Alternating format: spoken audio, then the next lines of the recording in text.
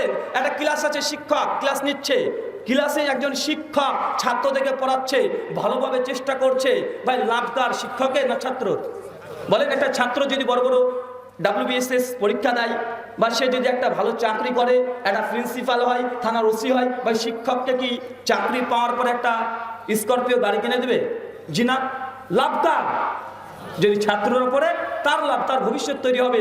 ঠিক একইভাবে মহান সত্য আল্লাহ ইবাদত করেন চাই না করেন, আল্লাহর কোনো লাভ লস কিছুই নেই, বরং আপনি ইবাদত করবেন আপনারা বাঁচার জন্য, আপনার পরকালকে হেফাজত করার জন্য। আল্লাহ সুবহানাহু ওয়া তাআলার আপনাকে জরুরত নাই। আসেন আমরা বোঝার চেষ্টা করি ইবাদত কবুলের শর্ত। ইবাদত কবুলের ইন টোটাল 6টা শর্ত আছে। কয়টা? ইন টোটাল 6টা শর্ত আছে। এই 6টা শর্ত সাপেক্ষেই আমরা আলোচনাকে এগিয়ে নিয়ে যাব। মনে করবেন একটা কথা, কোনো মানুষ একটা ইবাদত করেছে, ইবাদতের অর্থ জানেন? ইবাদত কাকে বলে বলেন তো ভাই, কথা বলেন। বা আমি কিন্তু সুর তাল দিয়ে সুবহানাল্লাহ আলহামদুলিল্লাহ নারে তাকবীর এই বক্তামি না, আমি কাটা কাটা কথা বলে চলে যাবো, শুরু যেমন শেষও তেমন, এবং কাটা কাটা কথা বলে চলে যাব। কিছু আপনাকে দেওয়ার চেষ্টা করবো, আপনি যদি ধরতে পারেন এটা আপনার অনেক উপকারে আসবে। আমি সুর দিয়ে, তান দিয়ে, ঢং দিয়ে মানুষের মন মজিয়ে, আমি এমন বক্তা নয়, কথা বুঝতে পারছেন? আমি কাটা কাটা সোজাসুজি কথা বলে যাব, আর আপনাদেরকে প্রশ্ন করবো, আপনারা উত্তর দেবেন। ভাই বলুন তো, ইবাদত এর অর্থ কি? আবিধানিক অর্থ আনুগত্য করা, আর জি বলেন, আল্লাহর সন্তুষ্টির জন্য কোনো কর্ম করা, আর বলেন আত্মসমর্পণ করা। মাঝখানে বিরক্তি অনেকগুলো অর্থ আমাদের মধ্যে থেকে পেয়েছি। যে আমি আলোচনা লম্বা করছি না, প্রশ্ন এই বিষয়ে কথা বলবেন। আচ্ছা বলুন। জি বলুন বলুন। আসসালামু আলাইকুম। ওয়ালাইকুম আসসালাম।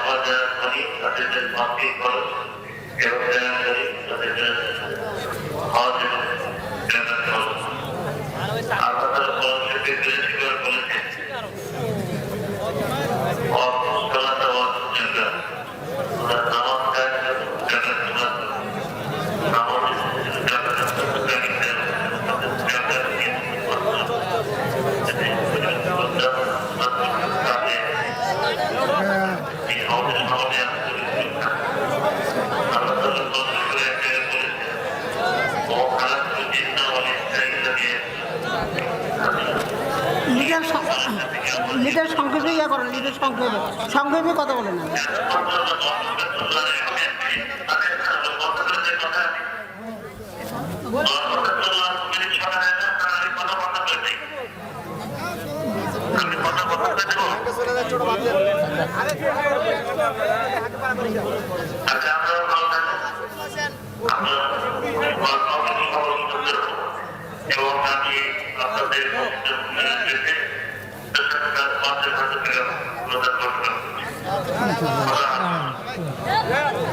জাযাকুমুল্লাহ।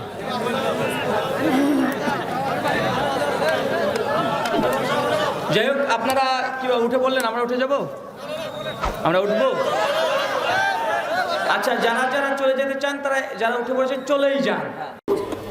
আর পৃথিবীর দ্বিতীয় বৃহত্তর ধর্মের নাম হচ্ছে ইসলাম। তথা আমরা হতভাগা মুসলিমরা, আমাদের পরিসংখ্যা প্রায় 168 থেকে 170 কোটি।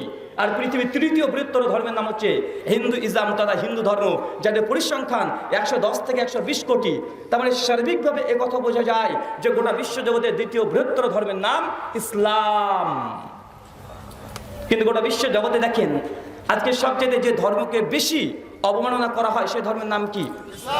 গোটা বিশ্ব জগতে যে ব্যক্তির বিরুদ্ধে সবচেয়ে বেশি বই লেখা হয়েছে সে ব্যক্তির নাম কি? মুহাম্মদ সাল্লাল্লাহু আলাইহি সাল্লাম। গোটা বিশ্ব জগতের মধ্যে যে বইটাকে নিয়ে মানুষ সবচাইতে অট্টহাস্য করে সে ধর্মগ্রন্থের নাম কি? আল কোরআন। গোটা বিশ্ব জগতে যে শিক্ষা প্রতিষ্ঠানকে জঙ্গি আতরঘর রে সন্ত্রাস বলে আখ্যায়িত দেওয়া হয় সেই ধর্মগ্রন্থ বা সেই শিক্ষা প্রতিষ্ঠানের নাম কি? মাদ্রাসা। চিন্তা করে দেখেন গোটা বিশ্ব জগতে মুসলিম জাতির উপর চতুর্দিক থেকে এমনভাবে কলাকৌশল করে তারা মুসলিম জাতিকে দমিয়ে দিতে চাইছে, কিন্তু গোটা বিশ্ব জগতে হু হু করে যে ধর্মটি সবচেয়ে বেশি বৃদ্ধি পাচ্ছে সে ধর্মের নাম কি? ইসলাম। মনে রাখবেন একটা কথা, যে একটা আতরের বোতল চেনেন, একটা সেন্ট পারফিউম, একটা আতরের বোতল কাঁচের বোতল আছে, আপনি যদি রাগ করে ওই কাঁচের বোতলটাকে দেওয়ালে নিক্ষেপ করেন ভেঙে যাবে, বা যদি ভেঙে যায় আতরের বোতলটা, বা বলুন তো গন্ধ বেরোবে না সেন্ট বের হবে? অবশ্যই সেন্ট বের হবে। কেন? আতরের বোতল এটা সেন্ট। আপনি রাগ করে যদি নিক্ষেপ করেন ভেঙে গেলে গোটা আকাশে বাতাসে এই সেন্ট অবশ্যই যাবে। ইসলাম হচ্ছে একটা আতরের বোতলের নাই, যত আপনি তাকে নাড়াবেন তত তার সুগন্ধি গোটা বিশ্ব জগতে মুখরিত করবে। আর এটাই হচ্ছে আলহামদুলিল্লাহ। মানুষ মনে করছে যে ইসলামের সমালোচনা করলে আস্তে আস্তে মানুষ ইসলাম থেকে বিমুখ হয়ে যাবে, কিন্তু তা নয়। গোটা বিশ্ব জগতে ইসলামকে সর্বপ্রথম জঙ্গি বা সন্ত্রাসী এই আখ্যা প্রথম দেওয়া হয় 2001 সালে 9/11, যেটা আমেরিকাতে 109 তলা টুইন টাওয়ারকে ধ্বংস করা হয়েছিল। বা আমরা নাম শুনে নাই ভাই? শুনেছি। ওই ঘটনার পরেই আন্তর্জাতিক media, BBC, CNN, Voice of America, ড্যানিম্যান, অ্যানিমেস্টি, যত আন্তর্জাতিক মিডিয়া আছে তারা সকলে সম্প্রচার করতে শুরু করেছে যে ইসলাম একটা জঙ্গি, ইসলাম একটা সন্ত্রাসী। এই আল কোরআন একটা জিহাদি কিতাব যে শুধু মারো আর হত্যা করো এই কথাগুলোই আছে। যেন গোটা বিশ্ব জগতে এটা মিডিয়ার মাধ্যমে ছড়িয়ে দেওয়া হলো, সেই সময় আমেরিকাবাসী অসংখ্য তারা জানতে চেয়েছে একটা ধর্ম কিভাবে এমন কথা বলতে পারে। তারপরে পবিত্র কোরআনকে অধ্যয়ন করে আমেরিকার রিপোর্ট, শিকাগো শহরের রিপোর্ট, তারা বলছে মাত্র 2.5 বছরের মধ্যে প্রায় 25,000 অমুসলিম খ্রিস্টান তারা ইসলাম গ্রহণ করেছে। আলহামদুলিল্লাহ। কেন? কারণ কি? যখন বলছে যে পবিত্র কোরআনে অনেক আয়াত আছে, মুসলিমদের ধর্মগ্রন্থ আল কোরআন অনেক আয়াত আছে যেখানে অমুসলিমকে হত্যা করার কথা বলা হয়েছে, মানুষ তখন জানতে চেয়েছে আসলে কোরআনে কি সেটা আছে, বা ইসলাম বিদ্বেষী সে ইসলামকে নিয়ে সমালোচনা করার জন্য কোরআনকে অধ্যয়ন করতে শুরু করেছে। বা মানুষ হিদায়াত পেয়েছে কি পায় নাই? পেয়েছে অসংখ্য। এর নজির বা এর প্রমাণ যদি আমরা শুধুমাত্র পেপার কাটিং থেকে দিতে যাই, ঘন্টার পর ঘন্টা এই বিষয়ে আমরা আলোকপাত করতে পারি, অসংখ্য আছে। তো আমি শুধুমাত্র এই কথা বলতে চাইছি, বা ইসলামকে নিয়ে যতই মানুষ অবমাননা করার কথা বলবে ইসলাম ততই বিজয় লাভ করবে নিশ্চিত, ইনশাআল্লাহ। আজকে যে বিষয়ে আলোকপাত করব বা আলোচনা করব, আলোচ্য বিষয় ইবাদত কবুলের শর্ত। কি বললাম ভাই? ইবাদত কবুলের শর্ত। একটু আগে বলেছি গোটা বিশ্ব জগতে কত কোটি মানুষ আছে? প্রায় 750 কোটি মানুষ আছে। টাইমস অফ ইন্ডিয়া 2015 সালের 13 অক্টোবর পৃষ্ঠা নম্বর 19 তারা বলছে 750 কোটি মানুষ প্রায় 4,500 ধর্ম পালন করে। ভাই কতগুলো ধর্ম? 4,500 ধর্ম। কটা ধর্মের নাম জানি? হিন্দু, মুসলিম, বৌদ্ধ, জৈন, ইহুদি, খ্রিস্টান, গুটি কয়েক 10-12-20টা আমরা ধর্মের নাম জানি, কিন্তু স্বতন্ত্রভাবে আলাদা আলাদা প্রায় 4,500 ধর্ম আছে। বা আপনারা বাংলাদেশে মানুষের সংখ্যা কত? 17 থেকে 18 কোটি। বাংলাদেশের রিপোর্ট বলছে প্রায় 14 কোটি আছে কি মুসলিম, বাকি সব অমুসলিম। আপনি জানেন আমি যে দেশ থেকে এসেছি ভারত তথা ইন্ডিয়া, সেখানে মানুষের সংখ্যা কত? প্রায় 130 থেকে 140 কোটি। বা আপনারা 18 কোটি। আমাদের ইন্ডিয়ার যে শুধুমাত্র উত্তরপ্রদেশ মানে ইউপি অথবা পশ্চিম বাংলা, শুধু উত্তরপ্রদেশকে যদি আমরা দিয়ে দিই তো আপনাদের আয়তনের চেয়ে আমাদের একটা রাজ্যই বড়। আলহামদুলিল্লাহ। আপনার চেয়ে মাত্র 18 কোটি, আমরা চেয়ে 40 কোটি। আপনাদের পার্শ্ববর্তী দেশ পাকিস্তান, সে প্রায় 22 কোটি মানুষ বসবাস করে। তার মধ্যে মুসলিম আছে 16 কোটি, আর বাংলাদেশের 14 কোটি মুসলিম। ইন টোটাল যোগ করলে হয় 30 কোটি, তাই তো? ভাই আপনি জানেন আমরা ভারতবর্ষে যদিও মুসলিমের সংখ্যালঘু, তারপরে মুসলিমদের পরিসংখ্যান কত? প্রায় 30 থেকে 35 কোটি। আলহামদুলিল্লাহ। মানে আপনার দুটো দেশ যেটা সংখ্যা গরিষ্ঠ মুসলিম দেশ, তারপরেও আমরা ভারতবর্ষে শুধু মুসলিমের সংখ্যালঘু হওয়ার পরেও জনসংখ্যার তুলনায় আপনাদের চাইতে আমরা বেশি আছি না নাই? আছি। তো তো 2015 সালে পিউ রিসার্চ সেন্টার তারা বলছে যে গোটা বিশ্ব জগতের মধ্যে যে ধর্মটা সবচেয়ে বেশি বেশি বৃদ্ধি পাচ্ছে সেই ধর্মের নাম হচ্ছে ইসলাম। এইভাবে দ্রুত গতিতে যদি 2070 পর্যন্ত বাড়তে শুরু করে গোটা বিশ্ব জগতের মধ্যে 1 নাম্বার ধর্ম হবে, সেটার নাম ইসলাম। বা ইসলামের কত সমালোচনা, নাস্তিক এক ধরনের সমালোচনা করে, অমুসলিম এক ধরনের সমালোচনা করে, আর গোটা বিশ্ব জগতের মধ্যে সবচেয়ে সন্ত্রাসী সবচেয়ে জঙ্গি যদি কাউকে বলতে হয় তো আপনাকে বলতে হবে আন্তর্জাতিক মিডিয়াগুলো। কি বললাম?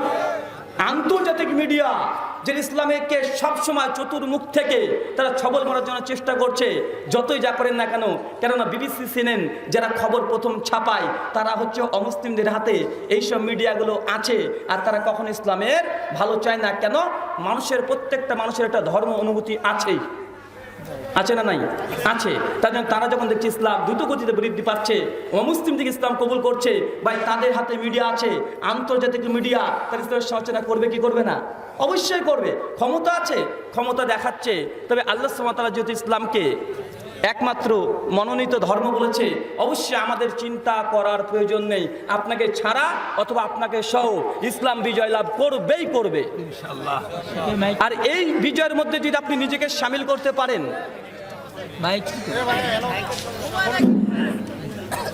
আপনাকে আমাকে ছাড়া অথবা আপনাকে আমাকে হীন একা ইসলাম বিজয় লাভ করবে করবে, নিশ্চিত করবে, কোনো সন্দেহ নাই।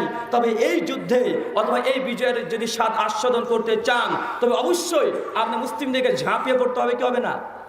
আল্লাহর দিনকে আল্লাহ হেফাজত করবে, আপনাকেও আমার দরকার নেই বা আল্লাহর আমাকে দরকার নেই। আল্লাহ একাই নিজের দিনকে হেফাজত করবেন।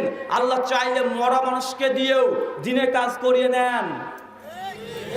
নবী সুলাইমান আলাইহিস সালামের কথা পড়েন নাই ভাই? সূরা নামাল খুলবেন 27 থেকে 29 নম্বর আয়াত। নবী সুলাইমান আলাইহিস সালাম যখন কাঠের একটা লাঠির উপরে ভর দিয়ে তিনি দাঁড়িয়ে আছে, আর তার আগে জিনকে বলেছে ঘর নির্মাণ কর। আর জিনরা নবী সুলাইমানকে দেখে প্রচন্ড ভয় পেতেন। আর নবী সুলাইমান কাঠের একটা লাঠিতে করে ভর দিয়ে দাঁড়িয়ে আছে, তাকিয়ে আছে, আর জিনরা ভাবছে ওইটা সুলাইমান তাকাচ্ছে, জোরে জোরে কাজ কর, জোরে জোরে কাজ কর। কিন্তু সুলাইমান সাল্লাল্লাহু আলাইহি ওয়াসাল্লাম ওই দাঁড়ানো অবস্থায় মৃত্যুবরণ করেছে। তারপরেও জিনরা ভয় পাচ্ছে যে না, সুলাইমান তাকাচ্ছে, কাজ কর, ফাঁকি দেওয়া যাবে না, ফাঁকি দিলেই সুলাইমান আমাদেরকে সাজা দেবে। ভাই বন্ধু, নবী সুলাইমান মৃত্যুবরণ করেছে। আল্লাহ মরা একজন মানুষকে দিয়ে তার দিনের কাজ করে নিয়েছেন কি নেন নাই? আপনাকে আমার আল্লাহর কোনো দরকার নাই। যদি আপনি আমি আল্লাহ সুবহানাহু ওয়া তাআলা এই পথে চলি, উপকার আমাদের না আল্লাহর? অবশ্যই আমাদের। কথা আমল করতে করতে ক্লান্ত পরিশ্রান্ত হয়ে গেছে, 20 বছর 30 বছর 50 বছর ধরে ইবাদত করছে, এত ইবাদত করছে যে ক্লান্ত হয়ে গেছে। বা বলুন তো, আপনি আমি কখনো ইবাদত করতে করতে ক্লান্ত হয়েছি? যদি কিছু মানুষ আছে রমজান মাসে ক্লান্ত হয়ে যায়, যখন 20 রাকাত তারাবি নামাজ পড়ায় মাত্র 20 মিনিটে, বাঁচে না নাই? একদম ঝড়ের গতিতে, 4G গতিতে, রাইফেলের গুলির মতো ভাই তারাবি আছে না নাই? নামাজ হচ্ছে মূলত তারাবি করে দিয়েছে, তারাবি নয় তাড়াতাড়ি। তারাবির নামাজ নেই, কি আছে ভাইটা? তাড়াতাড়ি। যত তাড়াতাড়ি পারে তত নাকি বেশি ভালো। প্রথম দিন তারাবির সালাত আদায় করে দেবের মসজিদ থেকে যখন বেরোচ্ছে, তখন মুক্তাদি মুসল্লি সে পাশের মসজিদের মুসল্লিকে বলে, কিরে তোদের ইমাম সাহেব তারাবির সময় কত নিয়েছে? তো বলবে, আরে আমাদের ইমাম সাহেব তো 8:15 শুরু করেছে আর 9টা বাজতে 10-এ শেষ করেছে, হেব্বি নামাজ পড়িয়েছে। ভাই বলেন তো, তারাবি 20 রাকাত এবং ঈশার ফরজ সুন্নাত নফল দিয়ে ইন টোটাল 39 রাকাত নামাজ কিভাবে মানুষ 40 মিনিটে পড়তে পারে? এটা সম্ভব। আল্লাহ রাসূল বলছেন, আল্লাহ সুবহানাহু ওয়া তাআলা বলছেন, আমিলাতুন নাসিবা, ইবাদত করতে করতে ক্লান্ত পরিশ্রান্ত হয়ে গেছে। এই সব ইবাদত গুজারি ব্যক্তি থেকে আল্লাহ বলছে তাসলা নারুন হামিয়া, আর এই সব ইবাদত গুজার ব্যক্তি থেকে ধরে আমি আল্লাহ জাহান্নামে নিক্ষেপ করব। ভাই বন্ধু, কাকে জাহান্নামে দেওয়া হচ্ছে? মদখোরকে? মদখোরকে নয়, জেনাখোরকে তাও নয়, সুদখোর বাটপার এদেরকে নয়। কাকে দেওয়া হচ্ছে? যে ব্যক্তি ইবাদত করতে করতে ক্লান্ত হয়ে গেছে, বয়স 60, 70, 80, সারা জীবন ইবাদত করেছে, এই ব্যক্তিকে আল্লাহ জাহান্নামে নিক্ষেপ করছেন। ভাই অন্য কোনো ব্যক্তিকে নয়। মিশকাত খুলবেন কিতাবুল ইলম, হাদিস নাম্বার 205। বিশ্বনবী মুহাম্মদ সাল্লাল্লাহু আলাইহি ওয়াসাল্লাম বলছে, কিয়ামতের মাঠে 3 শ্রেণীর মানুষকে সর্বপ্রথম তোলা হবে। তার মানে একটা ক্যাটাগরি হচ্ছে ওই ব্যক্তিকে আল্লাহ তাকে কিয়ামতের মাঠে উত্থিত করে জিজ্ঞাসা করবে যে তোমাকে পৃথিবীতে অসংখ্য নিয়ামত দিয়েছিলাম, অনেক অর্থ টাকা সম্পত্তি দিয়েছিলাম, তুমি এগুলো নিয়ে কি করেছো? আর ওই ব্যক্তি গর্ব করে বলবে আল্লাহ সুবহানাহু ওয়া তাআলা পৃথিবীতে এমন কোনো জায়গা নাই, এমন কোনো খাত নাই যে মানুষ আমার কাছে টাকা চেয়েছে কিন্তু আমি দিই নাই। মানে আমাকে তুমি যখন টাকা দিয়েছিলে মানুষকে আমিও টাকা দান করেছিলাম। আর আল্লাহ সুবহানাহু ওয়া তাআলা চট করে বলবে আনতা কাযাবতা, তুই মিথ্যা কথা বলছিস, তুই আমার সন্তুষ্টির উদ্দেশ্যে দান করিস নাই, বরং তুই দান করেছিলি এই জন্য যে মানুষ তোকে দানবীর বলবে। তুই যে নিয়াত করেছিলি ঠিক এই নিয়াত পৃথিবীতে আমি কবুল করে নিয়েছিলাম। তুই দানবীর হওয়ার জন্য দান করেছিলি, মানুষ থেকে দানবীর বলেছে, অতএব তুমি যেটা চেয়েছিলে তোমাকে দেওয়া হয়েছে। আখিরাত তথা কিয়ামতের ময়দানে তোমার ওই দানার উপকারে আসবে না। অত ফেরেশতাকে মণ্ডলীকে বলবে ওকে ধরে জাহান্নামে নিক্ষেপ করো। বা জাহান্নামে কাকে দেওয়া হচ্ছে? একজন দানকারীকে। অথচ সেই বুখারী স্পষ্ট হাদিস, সাদকাতু বুরহান, দান হচ্ছে দলিল, দান হচ্ছে দলিল। যদি কবরের আযাব থেকে বাঁচতে চান অবশ্যই দান করতে হবে। বিশ্বনবী যে মুখ দিয়ে বললেন দান হচ্ছে দলিল, কবরের আযাবকে একদম প্রতিরোধ করে পাঁচিরের মতো আটকে দেয়, দাঁড় করে দেয়, সেটার নাম কি? দান। কিন্তু দান করেই একজন ব্যক্তিকে জাহান্নামে যেতে হচ্ছে, তাহলে বুঝতে হবে মানুষ ইবাদত করেও আমল করেও তাকে জাহান্নামে যেতে হবে।